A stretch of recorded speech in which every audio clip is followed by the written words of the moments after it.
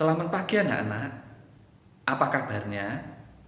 Baik-baik semua kan? Pada pembelajaran yang lalu, kita sudah belajar tentang interaksi makhluk hidup dengan lingkungan. Pada pembelajaran kali ini, kita akan masuk ke bab baru, yaitu tentang pencemaran lingkungan. Nah, apa saja yang akan kita pelajari dalam bab pencemaran lingkungan ini? Untuk itu, perhatikan penjelasan berikut. Tujuan pembelajaran dari materi pencemaran lingkungan yaitu yang pertama, menjelaskan pengertian pencemaran lingkungan. Yang kedua, menjelaskan macam-macam pencemaran lingkungan.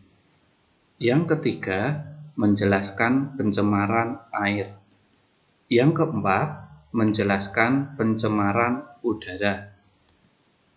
Dan yang kelima, menjelaskan pencemaran tanah.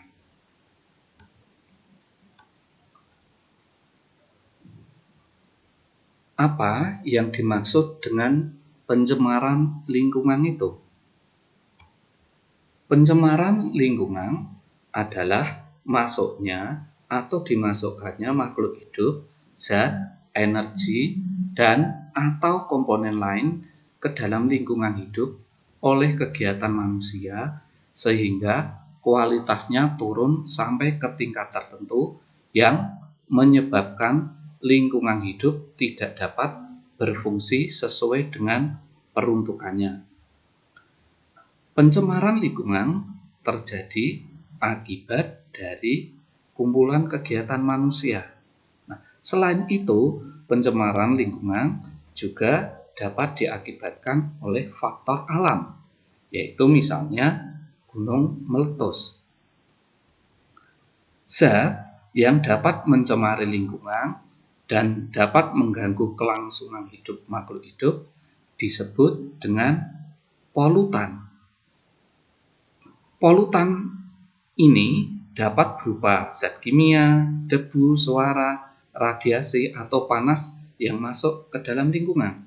Nah, kapan suatu zat itu bisa disebut polutan? Zat dapat dikatakan polutan apabila yang pertama, kadarnya melebihi batas normal. Yang kedua, berada pada waktu yang tidak tepat. Yang ketiga, berada pada tempat yang tidak semestinya.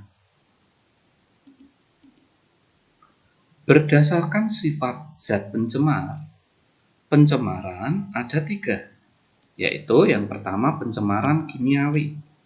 Ini disebabkan oleh zat kimia. Yang kedua, pencemaran fisika. Ini disebabkan oleh zat padat, cair, dan gas. Yang ketiga, pencemaran biologis. Pencemaran biologis disebabkan oleh berbagai macam mikroba. Nah, untuk bab pencemaran lingkungan ini, kita akan membahas 3 jenis pencemaran. Nah, yang pertama kita bahas tentang pencemaran air. Apa yang dimaksud dengan pencemaran air itu?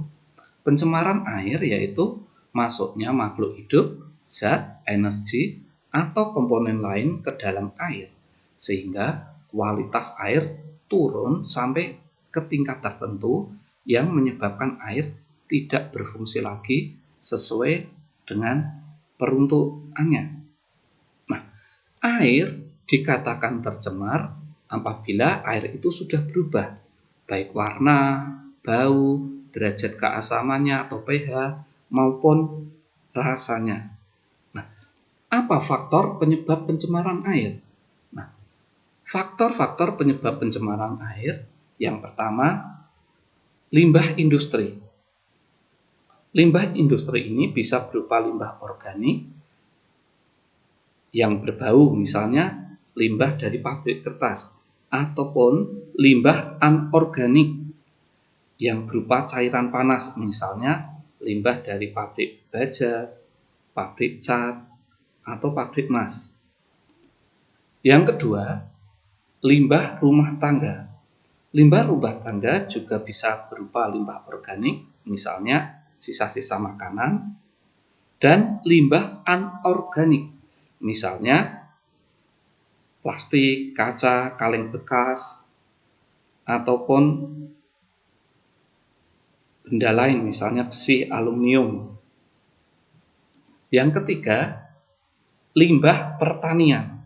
Nah, limbah pertanian ini disebabkan misalnya penggunaan obat-obat pembasmi hama penyakit, misalnya pada pestisida, ataupun penggunaan pupuk urea. Nah, penggunaan pupuk yang berlebihan ini dapat menyebabkan suburnya ekosistem di perairan. Pupuk yang tidak terserap ke dalam tubuh tumbuhan maka akan tinggal di permukaan tanah. Nah, apabila hujan datang, maka bersama aliran air, pupuk tersebut akan menuju ke perairan. Akibatnya ini nanti akan terjadi blooming alga atau tumbuh suburnya alga atau ganggang di permukaan air. Nah, lalu apa dampak pencemaran air? Dampak pencemaran air yang pertama, penurunan kualitas lingkungan.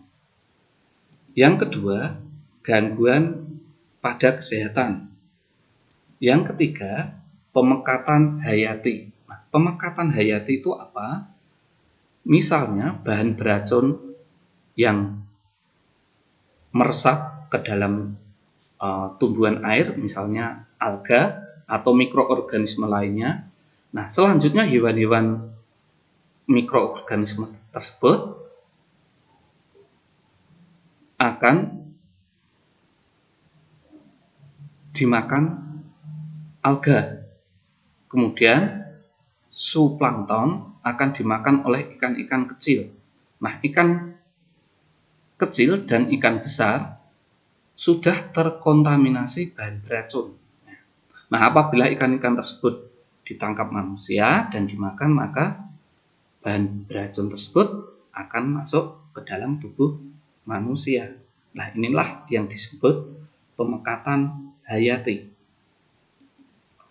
Yang keempat, dampak dari pencemaran air adalah mengganggu pemandangan.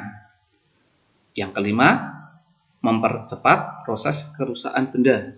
Khususnya ini mempercepat proses perkaratan pada besi.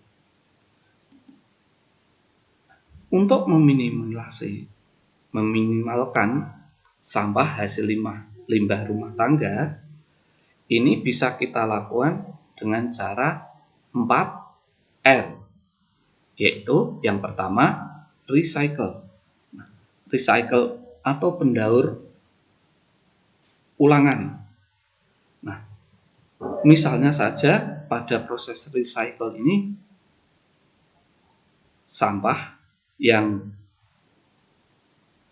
dari tumbuhan dapat kita jadikan kompos, ya. Yang kedua, reuse. Reuse ini penggunaan ulang. Nah, contohnya misalnya kita punya botol bekas sirup dapat digunakan lagi untuk menyimpan air minum. Yang ketiga, reduce. Reduce itu melakukan pengurangan bahan atau penghematan.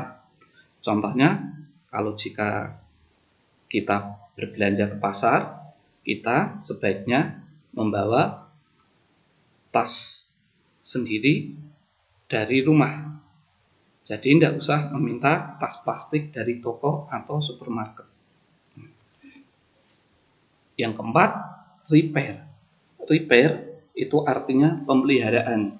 Misalnya kita membuang sampah tidak sembarangan, ya.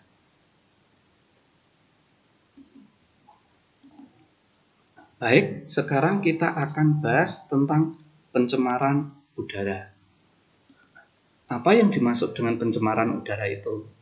Pencemaran udara adalah suatu kondisi di mana udara mengandung senyawa-senyawa kimia atau substansi fisik maupun biologi dalam jumlah yang memberikan dampak buruk bagi kesehatan manusia, hewan, ataupun tumbuhan, serta merusak keindahan alam serta kenyamanan atau merusak barang-barang perkakas atau properti.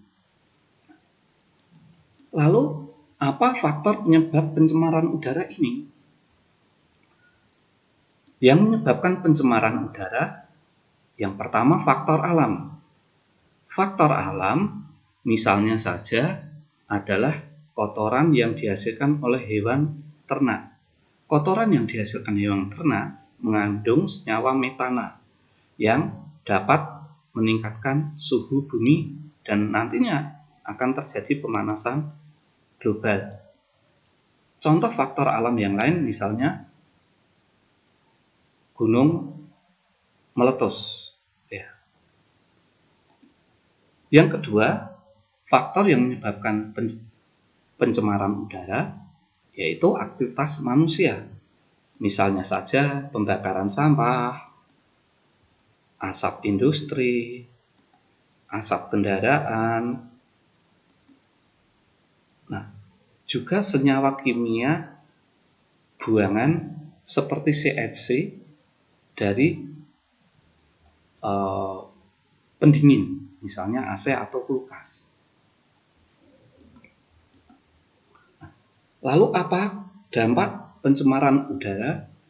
Dampaknya yang pertama tentunya pada kesehatan yang bisa menyebabkan penyakit ISPA, infeksi saluran pernapasan.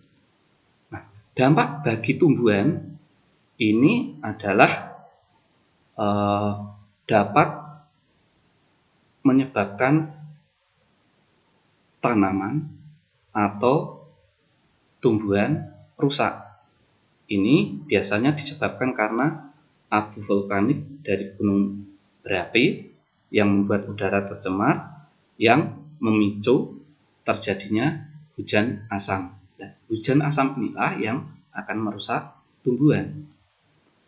Yang ketiga, terjadinya efek rumah kaca.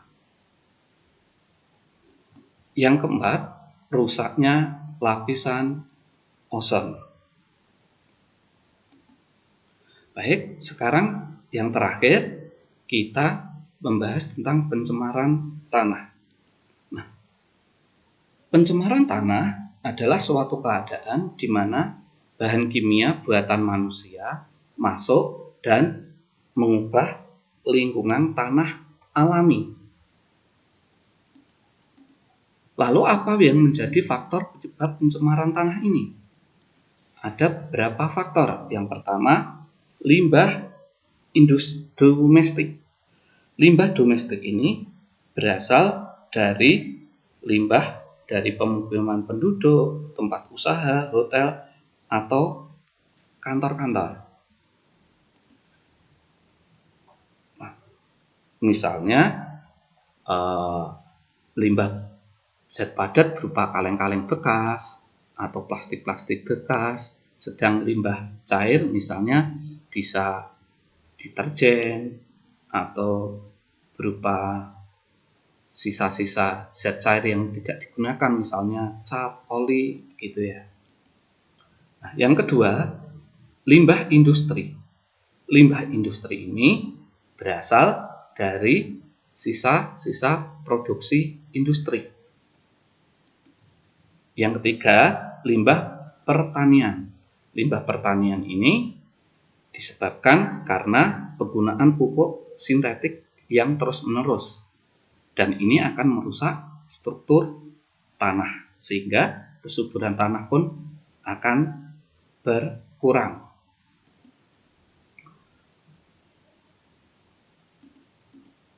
Nah, lalu apa dampak pencemaran tanah? Dampak pencemaran tanah yang pertama pada kesehatan.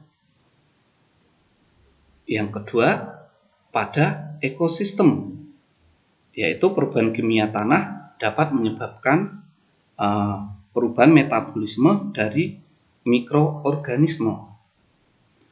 Lalu bagaimana cara penanggulangan pencemaran tanah? Cara penanggulangan pencemaran tanah yang pertama, remediasi. Remediasi adalah kegiatan untuk membersihkan permukaan tanah yang tercemar. Jadi dibersihkan. Yang kedua, bioremediasi. Bioremediasi adalah proses pembersihan pencemaran tanah dengan menggunakan mikroorganisme. Demikian, kita sudah belajar tentang pencemaran lingkungan. Untuk lebih jelasnya dan lengkapnya, anak-anak silahkan membaca modul atau buku yang sudah dibagikan. Demikian, tetap semangat belajar, jaga kesehatan, Tuhan memberkati. Ingat, patuhi dan jadikan kebiasaan.